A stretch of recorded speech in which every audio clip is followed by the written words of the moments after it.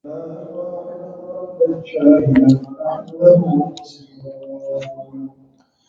الله الرحمن الرحيم. السلام عليكم ورحمة الله وبركاته. الحمد لله الذي هدانا لهذا وما كنا لنهتدي لولا أن هدانا الله. الحمد لله رب العالمين حمدا يوافي نعمه ويكافئ مزيده. أشهد أن لا إله إلا الله وحده لا شريك له، وأشهد أن سيدنا محمدا عبده ورسوله. اللهم صل وسلم على سيدنا محمد مفتاح باب رحمة الله عدد ما في علم الله، صلاة وسلاما دائمين بدوام ملك الله، وعلى آله وصحبه عدد كل ذرة ألف مرة. اللهم صل وسلم على نور الأنوار والسر الأسرار وترياق الأغيار ومفتاح باب اليسار سيدنا ومولانا محمد المختار وآله الأطهار وأصحابه الأخيار عدد نعم الله وإفضاله. سبحانك لا علم لنا إلا ما علمتنا إنك أنت العليم الحكيم. رب اشرح لي صدري ويسر لي أمري واحلل عقدة من لساني يفقه قولي. أستغفر الله العظيم الذي لا إله إلا هو الحي القيوم وأتوب إليه. أما بعد. Alhamdulillah, kita kembali pada pembacaan kitab Safinatun Najah, di mana semalam telah kita melalui dua syarat sah daripada syarat-syarat sah solat, iaitu menghadap kiblat dan juga masuknya waktu, dan juga berkenaan dengan mengetahui kefarduannya, yakni mengetahui bahawa sembahyang yang hendak dikerjakan itu adalah hukumnya adalah wajib dan sebagainya. Jadi kita melanjutkan apa yang dikatakan oleh pengarang di sini. Bismillahirrahmanirrahim. Wa alla ya'taqida fardan min furudiha sunnah. Hendaklah dia tidak beriktikad, hendaklah dia tidak mempercayai bahawa sebahagian daripada fardu solat itu hukumnya adalah sunat. Jadi ini adalah termasuk di antara syarat-syarat sahnya solat. Yang ini hendaklah dia tidak beriktikad, yang ini meyakini bahawa perbuatan wajib daripada perbuatan-perbuatan yang diwajibkan dalam solat ataupun rukun-rukun solat, hukumnya itu adalah sunat.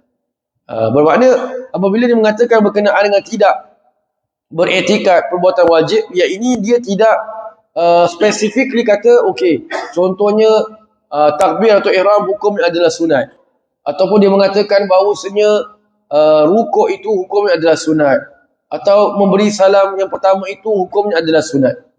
Jadi kalau dia ada kepercayaan yang sedemikian, maka sebenarnya tidak sah sembahyang dia, kerana dia telah meyakini bahawa perbuatan-perbuatan tersebut hukumnya adalah sunat. Jadi kalau dia mengatakan semua perbuatan-perbuatan solat itu hukumnya adalah wajib, maka sembahyang dia sah.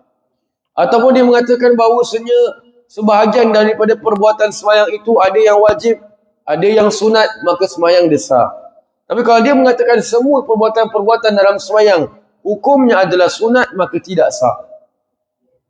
Pasal ada perbuatan dalam sembahyang itu hukumnya adalah wajib, yang kita namakan sebagai rukun. Ada yang hukumnya adalah sunat, macam kita melakukan tahiyat awal, ini hukumnya adalah sunat.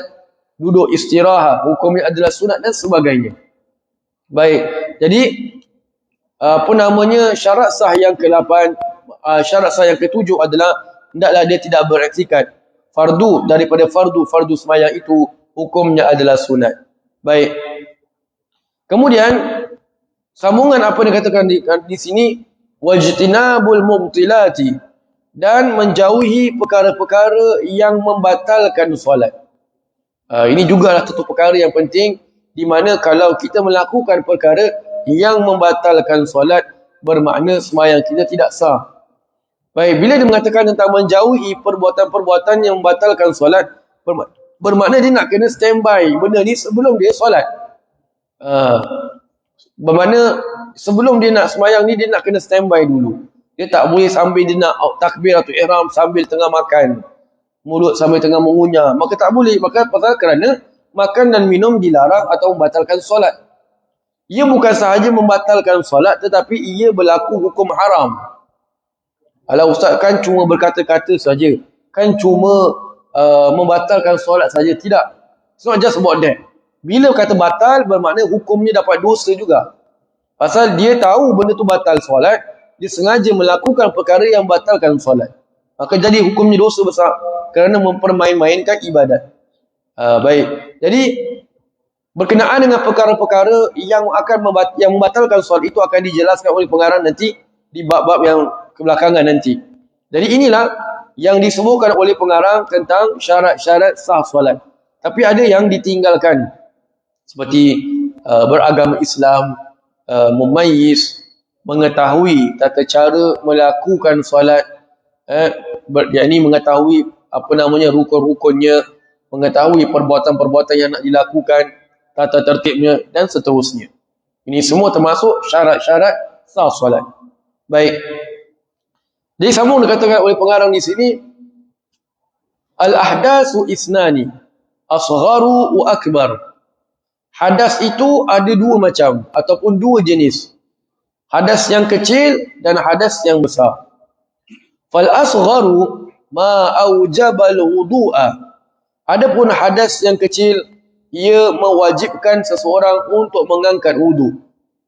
Wal akbaru ma aujabal ghusla. Dan hadas yang besar itu, ia mewajibkan seseorang untuk mandi. Jadi ini, walaupun kita kata kenapa dia tiba-tiba masuk ke bab sini, sedangkan kita kan sedang membicarakan berkenaan dengan bab solat, sedang membicarakan berkenaan dengan syarat-syarat sahnya solat. Pengarang nak beritahu pada kita bahawa hadas ini ia menghambat sahnya solat seseorang.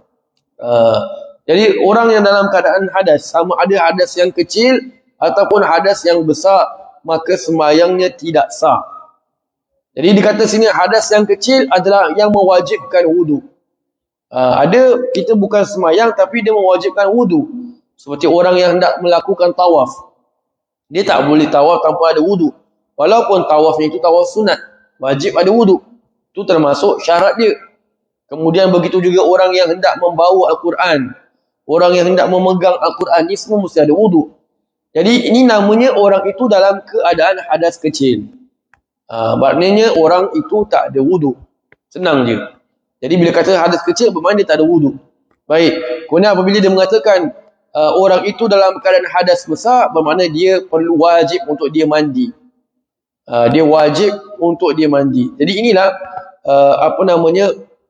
yang dibawakan oleh pengarang di sini berkenaan dengan hadas yang kecil dan juga yang besar. Yang kecil mewajibkan mandi, yang kecil mewajibkan wudu, dan yang besar itu mewajibkan mandi. Wallahu a'lam bishawab. InsyaAllah kita akan sambung pada esok tengah hari, menyambung pada tajuk yang lain tentang bab yang baru insya-Allah. Wajah surah wa asri dan tasbih kafaratul.